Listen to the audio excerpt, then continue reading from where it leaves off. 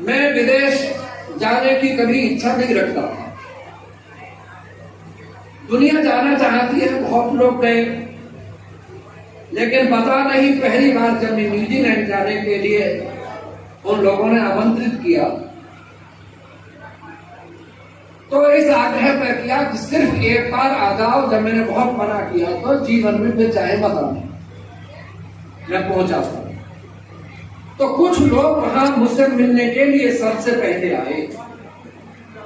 आपका गौरव लगाऊंगा इस धरती का, आपकी प्रतिष्ठा, आपकी इज्जत और आपका वो मान और सम्मान जो धरती पर है वो आपको सोचना है। आज मैंने उनसे कहा इंग्लिश में कि आपने मेरे व्याख्यानों का क्या प्रबंध किया। एक आदमी उनमें से उत्तर देता है, no decision has been taken by us, we will examine you before then we will take any decision. हम पहले आपकी परीक्षा लेंगे, उसके बाद व्याख्यानों का प्रबंध करेंगे। हमने अभी तक कोई प्रबंध नहीं किया। बात सिर्फ उसके मुख से इतनी निकलनी थी कि मुझे भारत के प्राचीन गौरव का स्मरण आया, ऋषि मुनियों की तपस्या की ज्वादल्यमान ज्ञान की जागृति का स्मरण आया और मुझे अपनी धरती माँ की कोख की खुशबू जब मेरे शरीर में दौड़ी तो मेरा नाखून से लेकर सिर तक संपूर्ण रक्तकण कंपायमान हो उठे। और इतने कहने के बाद मैंने उस व्यक्ति से कहा, भैया, इंग्लिश में ही कहा, मैं उसकी हिंदी बोलूंगा, इंग्लिश नहीं बोलूंगा। मैंने कहा, मुझे ऐसा लगता है अब कि सूर्य अब पूरब से उदय न होकर पश्चिम से उदय होने लगा है। समझ गए सब जने कि नहीं समझे? बताओ। सूरज पूरब से उदय न होकर पश्चिम से उदय होने लगा। तो उसने कहा इसमें, this is wrong absolutely, universal truth can not be changed by anybody. ये तो असत्य है, सर्वथा असत्य है, परम सत्य कभी बदलता नहीं है। सूरज पूरब से ही उगा है और पूरब से ही उगता रहेगा, पश्चिम में अस्त होता है। मैंने कहा, भारत से आए हुए व्यक्ति की परीक्षा लेने का मतलब है कि सूरज पूरब से उदय न होकर तुम पश्चिम से उदय करना चाहते। मेरे मन में ऋषिकानंद सरस्वती समाया हुआ है और सबके गौरव के लिए कहूंगा, क्योंकि मेरा कोई और अहम नहीं है, मेरा कोई और अभिमान नहीं है। मेरा अभिमान मेरी भारत की धरती है, मेरा अभिमान मेरे भारत में उत्पन्न हुआ ऋषि मुनियों का तपस्या का स्थान है। मेरे मन में आप सब लोगों का गौरव है जिनकी कोख से मैं पैदा हुआ। मैंने आज तक न तो इस भारत माँ की कहीं बेइज्जती सहन की, न मैंने ऋषि मुनियों की तपस्या पर कहीं आँच आने दी है। जहां जाता हूं, भाभा में गया, भाभा परमाणु अनुसंधान केंद्र बॉम्बे में मेरे परमाणु विज्ञान पर बहुत लेक्चर थे। ऑल इंडिया रिसर्च इंस्टीट्यूट में मेरे लेक्चर्स हुए। भारत की यूनिवर्सिटीज में मेरे साइंस पर बहुत लेक्चर हुए। वो मुझे केवल साइंस पर बोलने के लिए बुलाते हैं, परंतु मैं वहां दयानंद को स्थापित करता हूं, मैं आज समाज को स्थापित करता हूं। अरे हमारा जीना धिक्कार है, जहां हम रहे वहां दयानंद स्थापित हो, जहां हम रहे वहां समाज की स्थापना हो। हम कमजोर कभी हुए नहीं, ना आपको होने देना चाहता हूं, ना आपको होने देना चाहता हूं। जब उसने कहा कि ऐसा नहीं है तो हमने कहा, सुनो, मैं नरदेव जी से निवेदन करूंगा, कृपया आप आ जाओ मेरे पास और मेरे साथ मंच पर बैठ लो। आप सबको गर्व और गर्व होना चाहिए कि आज की धरती का एक रत्न वो सारी दुनिया में वैदिक सिद्धांत की गुदुम भी बजाता रहा। मेरे मित्र बहुत कम बने जो कि मेरी पटी किसी की इसीलिए नहीं किसी थी कि सिद्धांत पर लोग गुच्चा खा जाते हैं, और ये मेरा मित्र ऐसा है जो सदा सिद्धांत पर बोला है, सिद्धांत के गीत गाए। इसने हमारे समाज की याद रखी। और इतना ही नहीं, अत्यंत सादा, अत्यंत सरल, साधारण व्यक्तित्व, इसके मन में समाज समाया हुआ हो, इस देश का गौरव समाया हुआ हो। आपकी धरती का ही तो पुत्र है, आपकी कोख से ही तो उत्पन्न हुआ है, इसने शान बढ़ाई है मेरे आज समाज की शान और गौरव के साथ। और मैं आया भी इसीलिए था, ये ऐसा एक विचित्र जंतु है,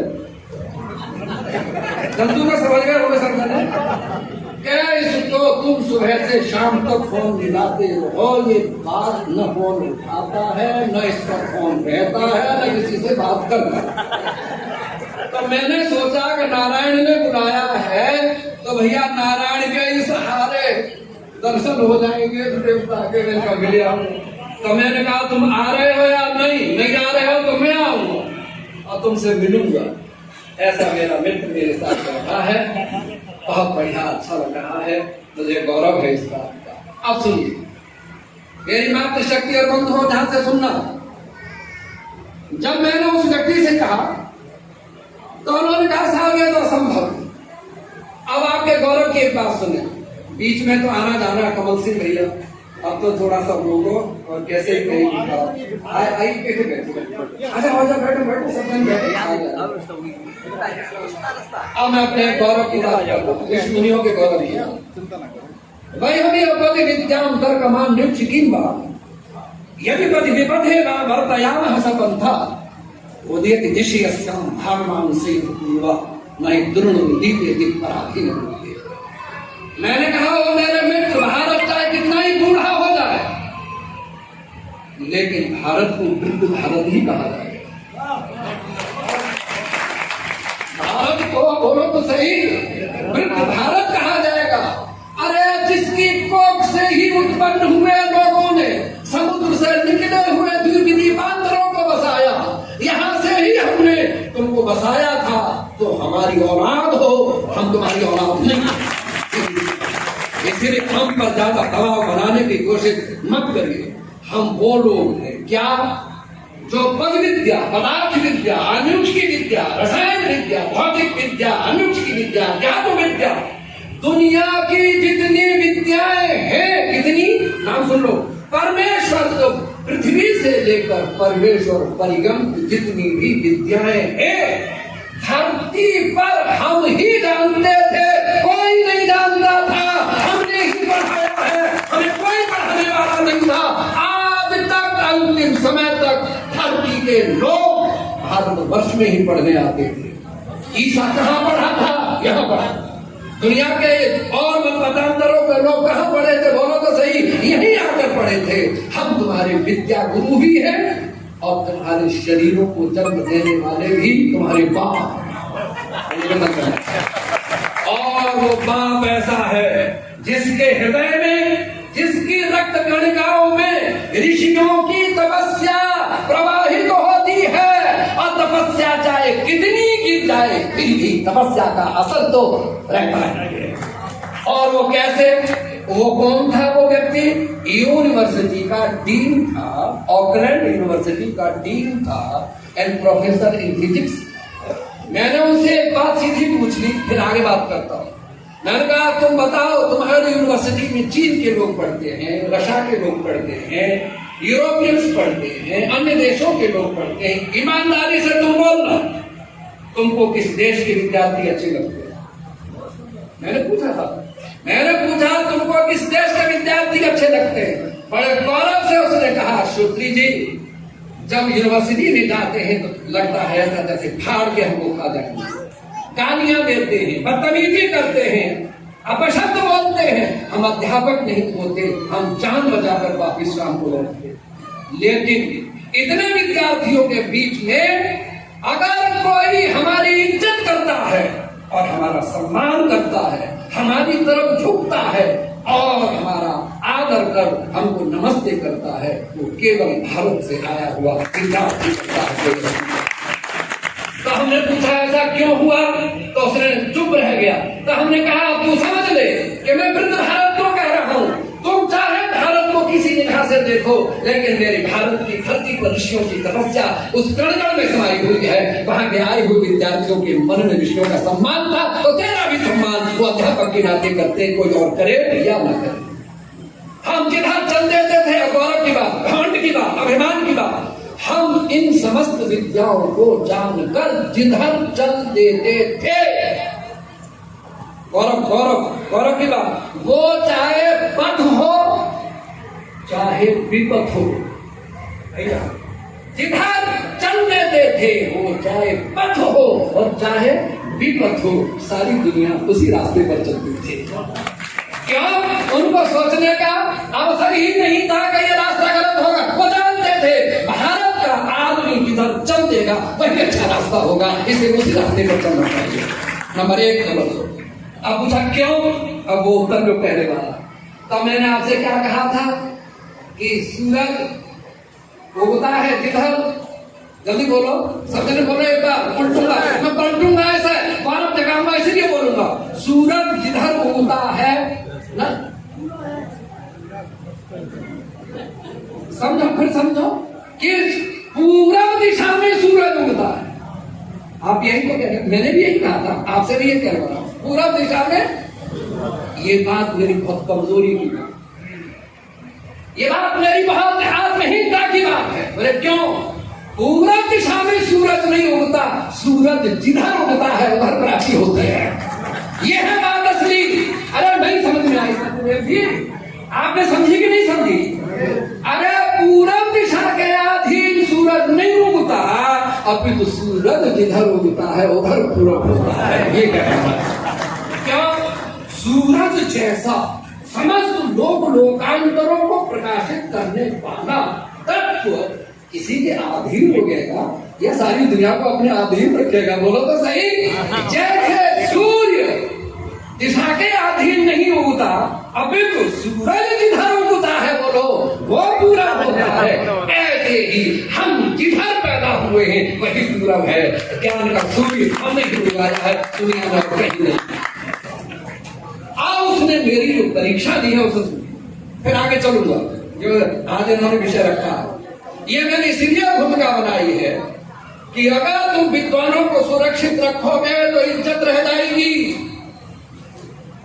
विद्वानों को तुम ऐसे ही पालो जैसे गाय को बछड़े को पालते थे। अरे कह रहे हो? कुछ नहीं कह रहे। और वो बछड़ा हल जोत कर अन्न कमाकर सब दुनिया का पेट भरता था। वो पुरुषार्थी बछड़ा होता था, गाय का दूध भी पिलाती थी, उसको सेवते थे। अरे हमें बछड़ा ही समझ लो, कुछ खिला दिया कर। ये सुरक्षा जब तक नहीं होगी तब तक आज समाज नहीं सुरक्षित रह पाएगा। अब आइए, उसने मुझसे कहा कि मैं आपसे कुछ प्रश्न करता हूं ना। प्रश्न इतना कठिन है, मैं समझता हूं कि सहज इसका उत्तर मेरे यहां भी किसी के पास नहीं। ऐसा आपसे कह रहा हूं, आप समझदार हैं। ये प्रश्न इतना कठिन है, दिस प्रश्न is so much difficult, nobody is ready to give any answer of this question that has been raised by that person now. उस व्यक्ति का औकात से बाहर है, जो प्रश्न उसने तगड़ा उठाया उसका उत्तर किसी के पास। क्या पूछता है मुझसे?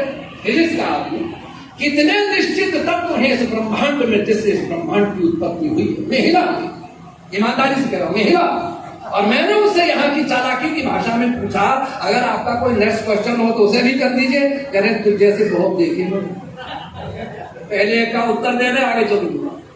तब मैंने उस समय याद किया था प्रभु को और महर्षि आनंद सरस्वती को याद किया था।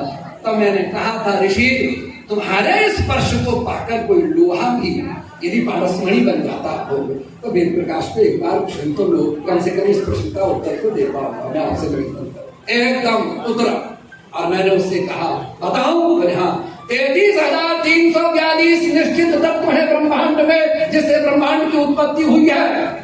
और आज की केमिस्ट्री और आज का फिजिक्स तो औकात से बाहर है उन चीजों को यहां तक पहुंचा।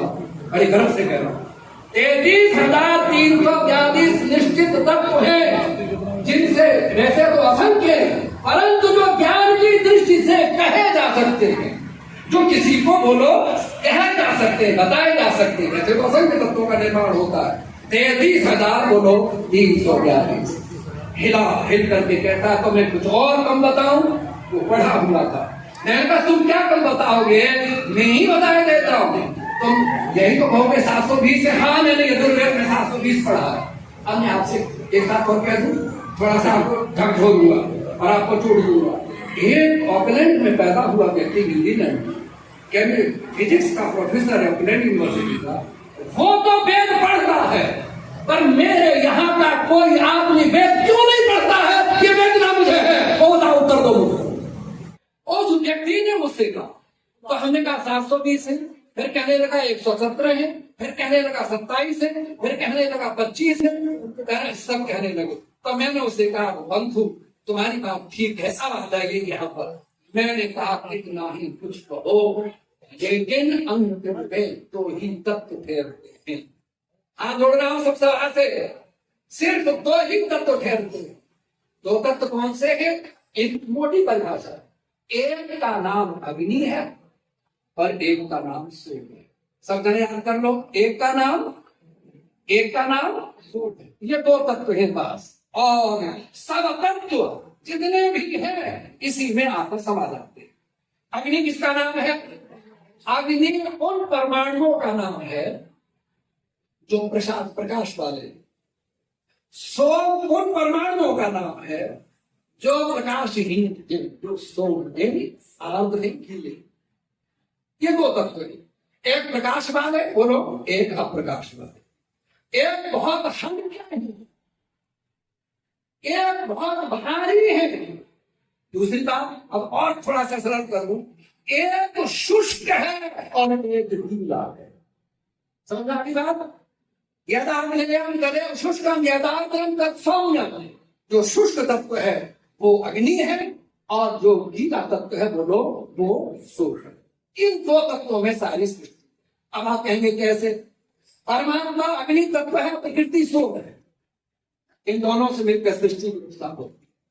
परमाणुओं में आग्नेय परमाणु है और सब में परमाणु है, दोनों से मिलकर के सृष्टि की रचना होती है। मेरे शरीर में यानी इस ब्रह्मांड में तीनों प्रकाश वाले परमाणुओं की रचना है और पृथ्वी आदि जो तत्व है वो बोलो गीले परमाणुओं की रचना।